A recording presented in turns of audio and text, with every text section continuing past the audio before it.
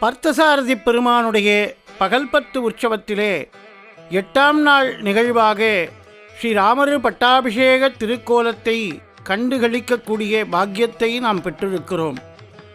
நிலமடந்தையினுடைய அம்சமாக சீதா மகாலட்சுமியானவள் எம்பெருமானுடைய மடிமேலே குத்துக்காலிட்டு சுகாசனமாக அமர்ந்து செய்வதாதிக்க, பூமிதேவி நாச்சியாருக்கு அருகாமையிலே ஸ்ரீதேவி நாச்சியார் இளைய பெருமாளான லக்ஷ்மணனாக பெண்கொற்ற குடைபிடித்து நமக்கு ராமர் பட்டாபிஷேக திருக்கோலத்தை காண்பிக்க, 12 ஆழ்வாராதிகளுடன் ஆச்சாரியர்களாதிகளுடன் நாம் அற்புதமான இந்த திருவாய்மொழி மண்டபத்திலே எம்பெருமானுடைய பகல்பத்து உற்சவத்திலே ஸ்ரீராம பட்டாபிஷேக திருக்கோலத்தை கண்டு தரிசனம் செய்து கொண்டிருக்கிறோம்.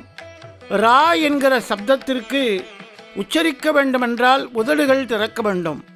அப்படி ராமா என்று சொல்வதற்கு உதடுகள் திறக்கும் பொழுது நாம் செய்த இதுவரையில் செய்த பாபங்கள் எல்லாம் நம்முடைய ஹிருதயத்திலிருந்து, மனசிலிருந்து, புத்தியிலிருந்து வாய் வழியாக வெளியே சென்று விடுவாம். அந்த நாமத்தை கேட்டவுடனே அதற்கடுத்து மா என்று சொன்னால்தான் ராமநாமம் பூர்த்தியாகும். மா என்று உச்சரிக்க வேண்டுமென்றால் உதடுகள் ஒட்டிவிடும். ஆக வெளியே சென்ற பாபங்கள் எல்லாம் திரும்ப இந்த ஜீவாத்மாவை பிடிக்கலாம் என்று சொன்னால் வர முடியாமல் இந்த உதடு என்னும் பெரும் கதவுகள், நிலைக்கதவங்கள் சாட்டப்பட்டவுடன் இனி இந்த ஜீவாத்மாவை தொட முடியாது, இவன் ராமநாமத்தை சொன்னவன் என்று சென்று விடுவான். அப்பேறுபட்ட அந்த அர்த்த விசேஷம் உடைய திருநாமம் ராமநாமம் கற்பூர ஆரத்தியிலே ராமர் பட்டாபிஷேக திருக்கோலத்திலே உள்வீதி புறப்பாடாக ஆலயத்திற்குள்ளே எழுந்தருளே நாம் கண்டு மகிழ்கிறோம். இந்த பட்டாபிஷேகம் என்பது ராமாயணத்திலே பார்த்தோமானால் முதலிலே ராமருக்கு பட்டாபிஷேகம் பண்ண வேண்டும் என்று ஆசைப்பட்டவர் தசரத பெருமான். ஆனால் அப்பா தசரதன் ஆசைப்பட்ட அந்த பட்டாபிஷேகமானது சிற்றவை என்று சொல்லக்கூடிய சித்தியான கைகேயினுடைய ஆசையினாலே தன் பரதனுக்கு பட்டங்கட்ட வேண்டும், ராமன் 14 வருஷம் ஆரண்யவாசம் செய்ய வேண்டும் என்று காட்டுக்கு அனுப்பி வைத்தாள். திருமங்கையாழ்வார் இந்த திருவல்லிக்கேணி திவிதேச மங்களாசாசனம் பாடும் பொழுது சிற்றவை பணியால் முடிதுறந்தானை திரு அல்லிக்கேணி கண்டேனே என்று அற்புதமாக தெரிவிக்கிறார்.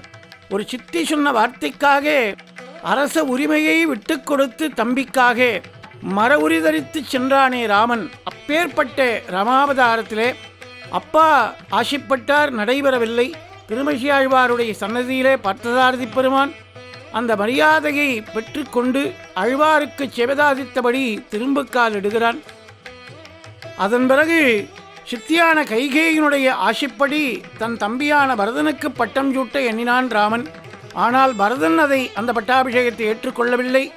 உன்னுடைய பாதுகைக்கு நான் பட்டாபிஷேகம் செய்கிறேன் என்று பாதுகா பட்டாபிஷேகம் பண்ணினான். இரண்டாவதாக சுக்ரீவனுக்கு பட்டாபிஷேகம் பாலி வதம் பண்ணி சுவாமி பண்ணினான்.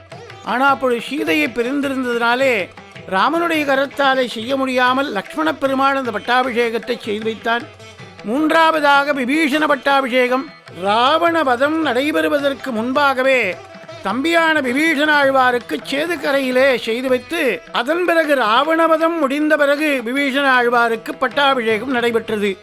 ஆக முன்பு நடந்த அத்தனை பட்டாபிஷேகங்களும் ஏதேனும் ஒரு தடங்கள் இடையூறு வர அத்தனை சோதனைகளும் ராமநாமத்தினாலே கடந்து அற்புதமான இப்பொழுது நாம் தரிசிக்கக்கூடிய ஸ்ரீராம பட்டாபிஷேகம் என்று அயோத்தியிலே கண்டருளினானே, இதுதான் பூர்த்தியான பட்டாபிஷேகம்.